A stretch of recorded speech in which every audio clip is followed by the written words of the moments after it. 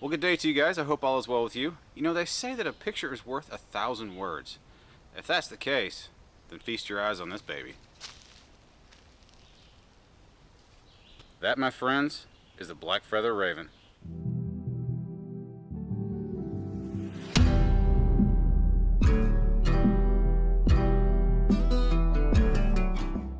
Welcome back. Thank you very much for your time. I appreciate you being here today. Appreciate you choosing to spend your time with me today. So, like I said, we have the Blackfeather Raven up for review today. And this is one of those knives that when I saw it, I was like, yeah, I already own one of those, but I have to have one of these. This thing is just exquisite in my opinion. Let's get my fingers out of the way so you can see that handle material. That is absolutely beautiful, at least in my opinion. So that being said, today we're going to talk about and show off one of my all-time favorite knives. I've had this knife for about a year. I've actually filmed a review on this blade a couple times. I just wasn't happy with the way it turned out. And so this is the third take, so third time's a charm, right? So anyway, today we're going to show off the Blackfeather Raven from Joe Honeycutt and Blackfeather Knives. So I've kind of already let the cat out of the bag here. Yeah, I said this is one of my all-time favorite knives.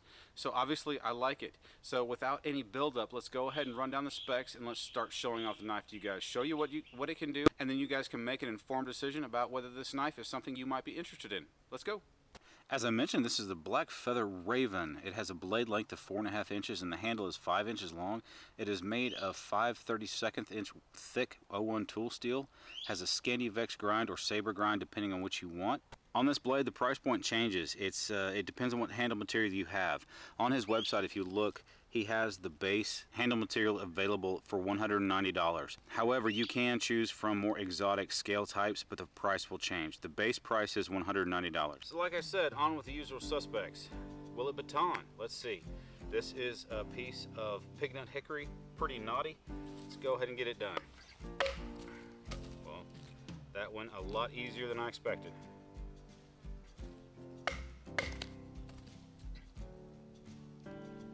See, about not straight through that knot, but pretty close to it.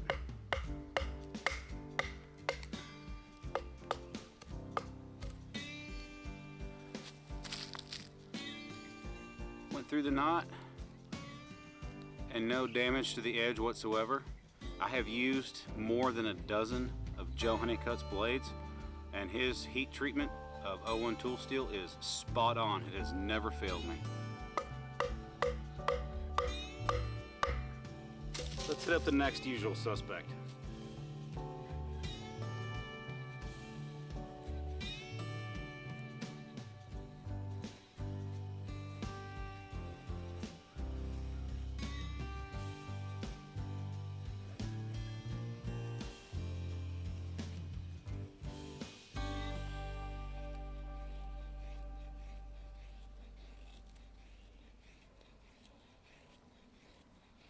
And the 90-degree spine works really well for striking with a ferro rod.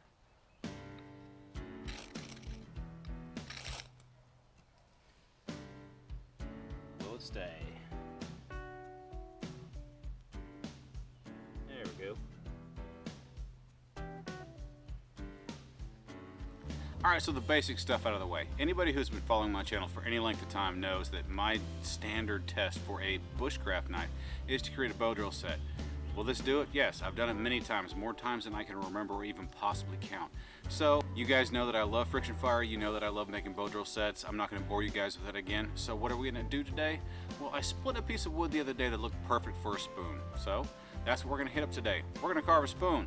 This is the piece of wood I'm talking about. I'm not a natural whittler, guys. I don't, it's not something I'm good at. I'm not an artsy crafts guy. I'm more of a, rough and tumble mechanic type guy. So what we're gonna do today, as I pull that out, is I'm gonna turn this into a spoon. I'm gonna take the hard part out and go from there.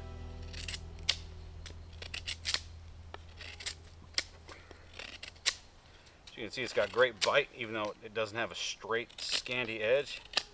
It does have a Scandivex edge.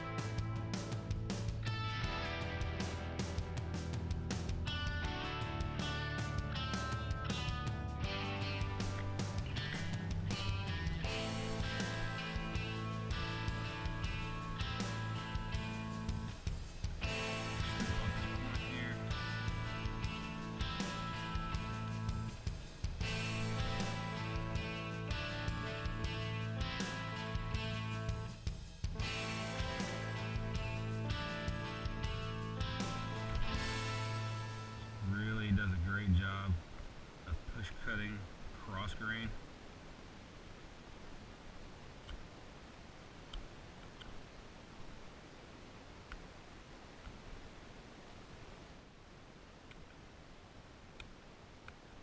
Well, obviously not the best spoon in the world, but it just goes to show that even an uncrafty guy like me can do some finer crafting with a blade like this.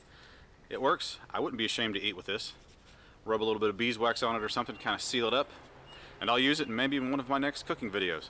Anyway, obviously it is a different day and time. The battery in my mic died, so I'm having to redo the very end of this video. Anyway, so what are my concluding thoughts on this blade? First and foremost, aesthetically it is absolutely stunning.